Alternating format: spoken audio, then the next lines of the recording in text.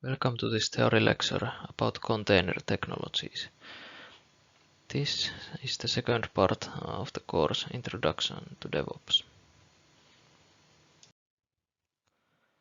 Today we will cover the following topics. First, I will bring you an introduction to software containerization. After that, I will present Docker, which is a popular container technology nowadays. Then we will cover some essential terms and operations of Docker. And finally, we will see how containerization and cloud environments come together.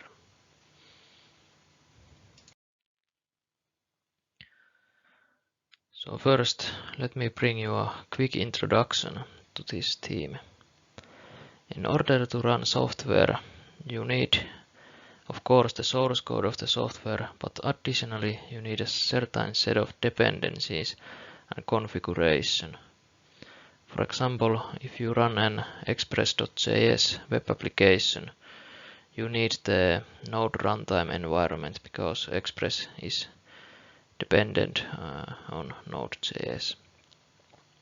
Similarly, if you run a Java Spring application, you need the Java runtime environment. And finally, if you run a web page, you need a web server like Nginx. Now, additionally, you might have a lot of configuration or options that comes with the software that you need in order to run the software. So essentially the key thing to understand here is that software is more than just the source code of it. And in order to run the software, you need some other things than the source code too. Let's now consider an Express.js web application. Let's assume that we have a server where we are hosting the application. Now, in order to run it and make it accessible to the users, we need the following things. Firstly, we need the Node.js runtime. So, in other words, we need to install Node to the server. Additionally, we need any libraries and dependencies that the Express.js application is using.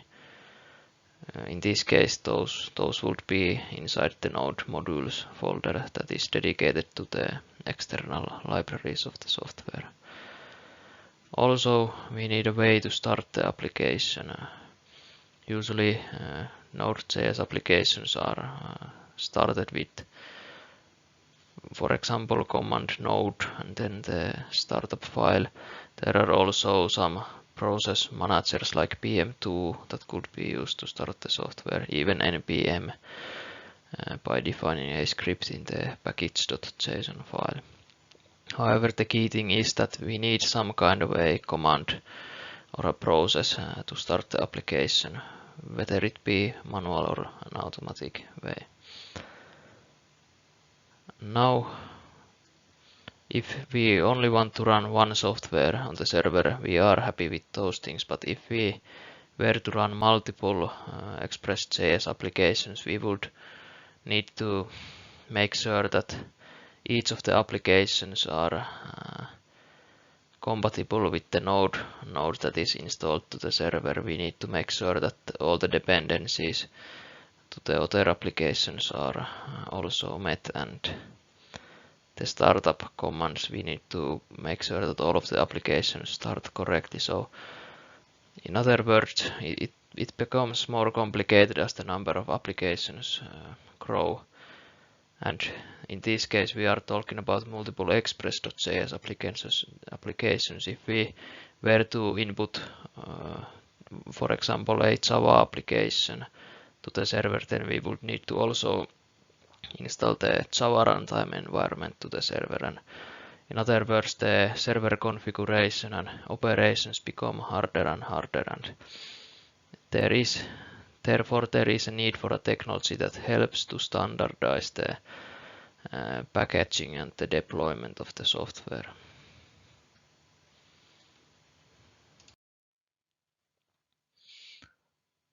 Now one of the good solutions to this problem is software containerization. So container is a key term here. It is a way to package both the software and its environment.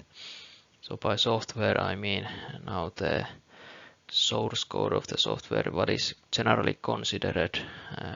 If you think about software, you usually think about the source code of it. But the container doesn't only include the source code, it also includes all the necessary configuration in order to deploy the application. It can be viewed as the software environment necessary in order to run the software. So in practice, this means that the software container contains the source code of the software, the dependencies and the libraries. If we think about the Express.js application, this would mean the Node modules and mainly the Node modules. Then the container includes configuration of the software, so for example some environment variables or other configuration files that might not be, for example, version controlled because they are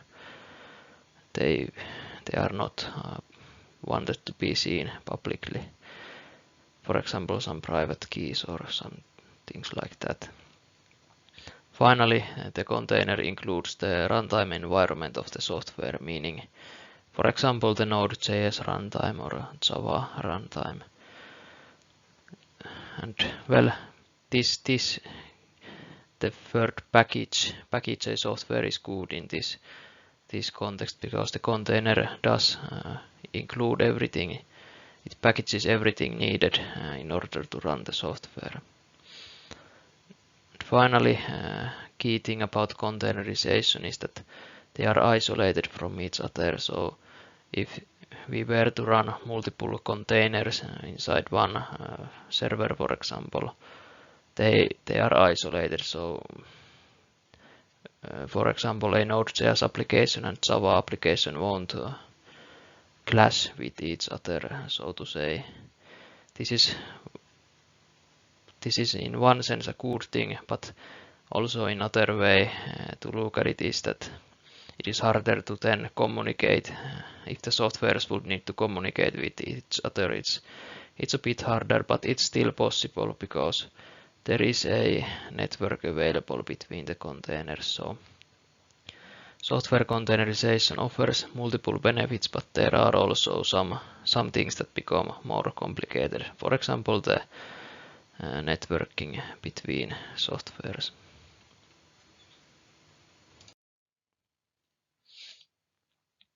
Now the software containers are usually compared to virtual machines. So virtual machines are an earlier technology that are essentially an abstraction of physical hardware. So virtual machines are usually, to the end user, they seem like a normal server, but underlying they are actually just one portion of a server. So for example, if we have a large Ubuntu server computer, we could virtualize it and make, for example, 3 virtual machines that use the Ubuntu server. So in the picture on the right, we can see the high-level architecture of virtual machines. But on the left, on the other hand, are the containerized applications. And if virtual machines are an abstraction at the of the physical hardware, containers are an abstraction at the app layer, which means that, for example, in one virtual machine, we can run multiple containers. So they are a higher level abstraction compared to the virtual machines. And well, this means that they are more resource effective. So for example, if we are comparing the images, virtual machines come with their own operating system, guest operating system, while the containers share the same host operating system. So containers are a more lightweight solution compared to virtual machines. And therefore, they can be more useful in a lot of situations.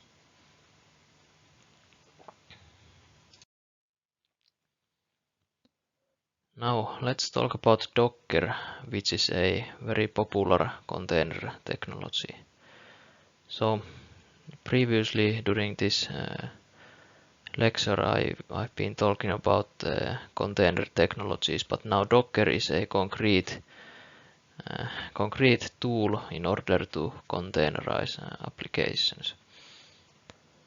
And well, there is this containerd, which is the underlying technology under Docker.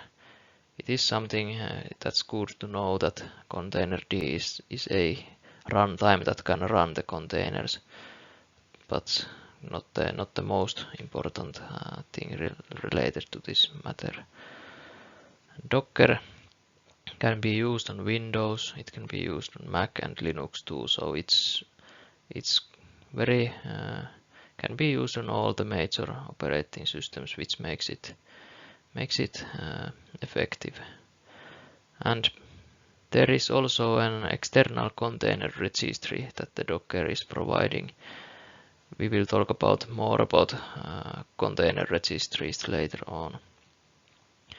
Finally, nice to know thing about Docker is that there is a playground available online that can be used to learn Docker without a local installation. Even though Docker is available on all major operating systems, the installation can be a bit difficult, and there are some hardware requirements regarding virtualization, for example, that need to be configured. So Docker Playground is an alternative way to learn Docker. So I recommend to check it out if you can't use a local installation. There are 3 key concepts of Docker that should be first learned before starting to use it in practice. So first of all, there is the concept of a Docker file. That is a special file that is used to describe how to build an image. So Docker file is a set of instructions in order to build an image from an application and its environment. Now image is the representation of the application and its runtime environment. So it is created from a Docker file and represents the it is a blueprint of an application, you could say. Now finally, containers are a runnable instance of an image. So container is the actual running thing in Docker. So without a container, there is no runnable instance of the software that can be accessed. But when you create a container from an image, then you have a running software. And you can start as many containers as you want from a certain image. So these are the 3 key concepts of the Docker, and we will go through them more in detail next. So let's now talk about Dockerfile in more detail. So Dockerfile basically is a special file that is used to describe the software and its deployment environment. Here on the right you can see an example Docker file. So that Docker file is made in order to run an Express.js based application. So it uses a base image here. We will talk about that later more in detail. it uses Node base image, so it essentially has the image has Node runtime straight from the beginning, and then some necessary operations are made regarding setting up the application environment. You will also see this Docker file in the practical demonstrations of this course. But essentially the purpose of the Docker file is to serve as a way to instruct Docker on how to build images. So it is common to have a Docker file, for example, in the root repository of a project, which will be the case on the practical demonstrations during this course.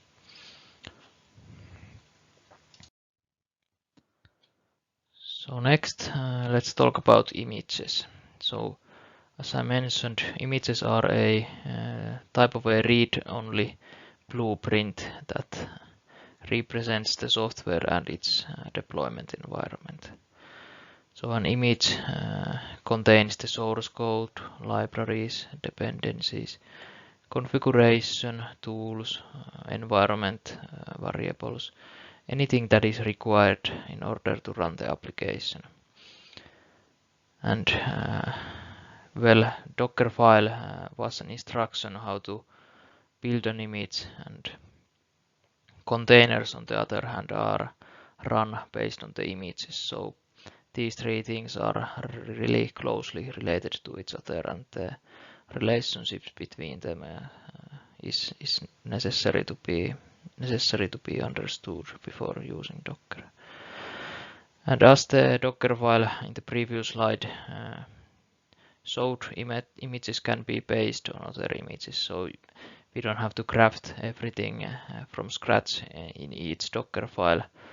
We can instead use a base image like an Ubuntu image or a Node.js image and start building our own custom image from there. This is really useful feature of images.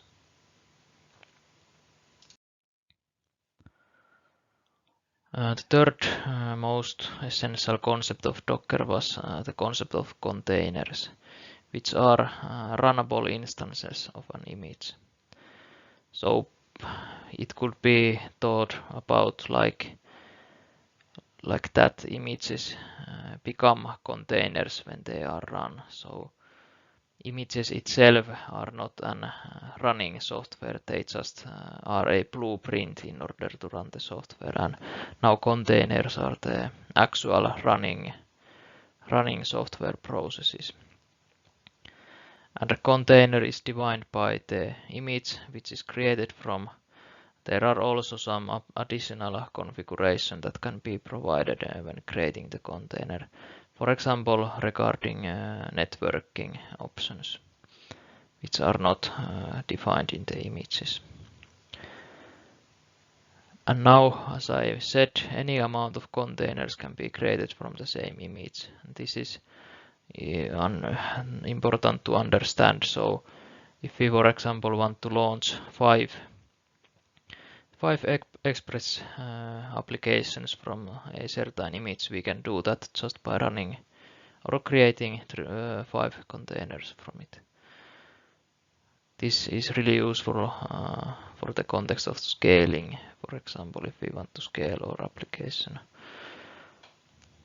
or similar things like that.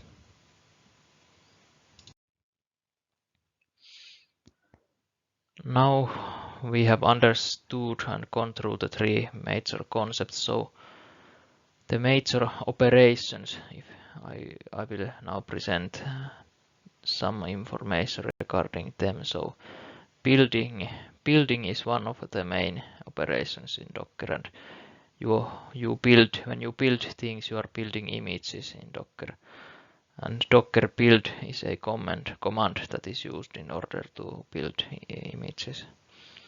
Now, as I mentioned, a Docker file is needed in order to build the image, and additionally you need a build context, and This means the context from which the image is built from, so usually the source code of the software.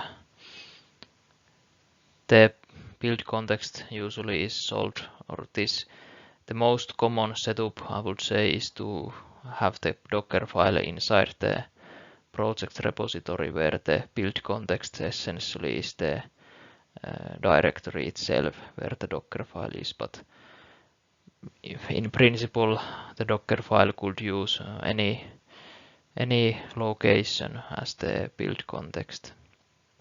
But the most easy and common setup is to have the Docker file straight in the same folder where the application source code is, so the build context isn't complicated. It's just the same directory where the Docker file is.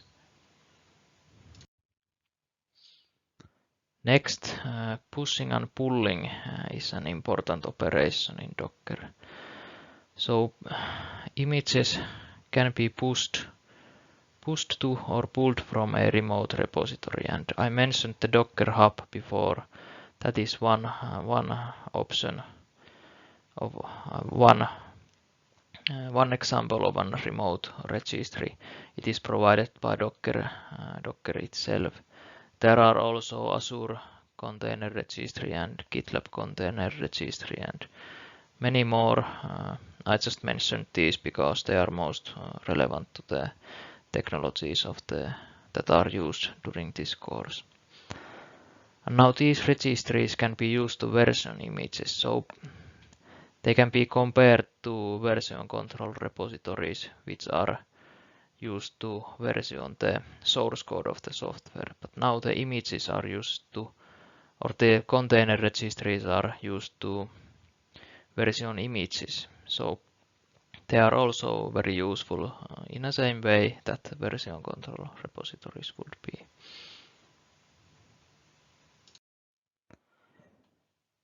Next, an important operation is running a container or creating a container.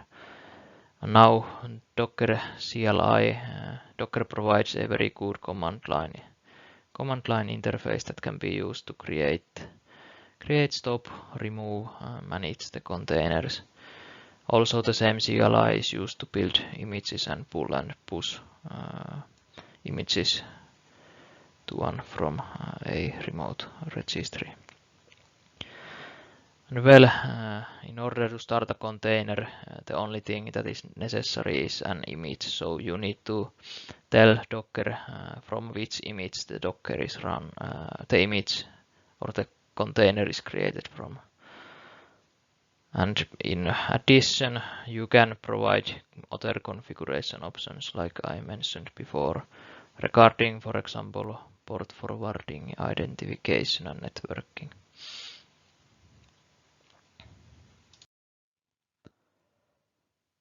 Now let's talk about briefly how software containers and cloud environments work together. So the containerization is a very big trend in the software industry currently, and therefore also all of the major cloud providers provide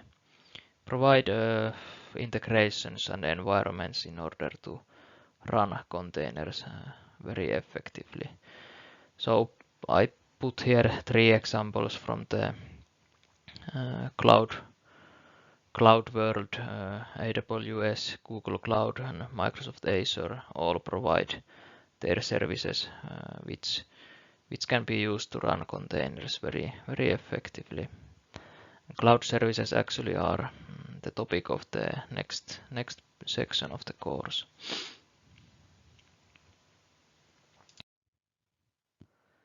And finally, as a bonus content to this course, I will briefly talk about container orchestration. So a software container can be used to package a whole software, but if the software system consists of multiple different components, let's say a big web API, then there is a separate database, maybe a client-side application. And maybe the application could use microservice architecture in order to have, it might have therefore multiple APIs or things like that. This is a case where it is hard to package the software into a single container, and therefore multiple containers are usually created for these kind of big software systems. And now there becomes this problem to manage all the containers, as we need to build the images for all the containers and run the containers and manage the containers separately. It becomes hard when the amount of containers grow. So therefore there has been these container orchestration tools that have been emerged in the software industry. So for example, Docker Compose is a technology which can be used to handle multi-container software systems. Also Docker Swarm has a similar purpose. And Kubernetes is also a technology related to this thing. It's maybe even a bit advanced, at least compared to Docker Compose. It can be used to really effectively handle big software systems. But first, I recommend to learn about the basics of Docker and get familiar with it. And then if you are interested, these kind of container orchestration tools are also really popular in the software industry, and the knowledge regarding them is really nice to have. Finally, here are the references that I used in this lecture. Thank you for your time, and don't hesitate to reach the course staff in case of questions.